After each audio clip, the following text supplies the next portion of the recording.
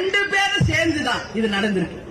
பக்காவா பிளான் போட்டு ஸ்கெட்ச் போட்டு 41 உயிர்களை எடுத்ததா இந்த ஆட்சியாளர்கள் செஞ்ச சாதனை.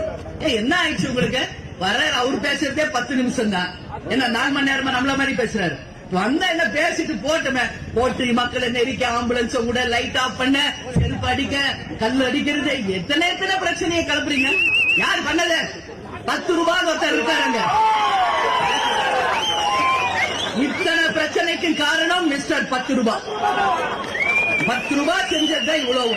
அன்னைக்கு விஜய் பாட்டா பாடிட்டு போயிட்டாரு. ஒவ்வொரு வாட்டி நான் கரூருக்கு போகும்போது 10 ரூபாவை பேசாம நான் வந்ததே கிடையாது.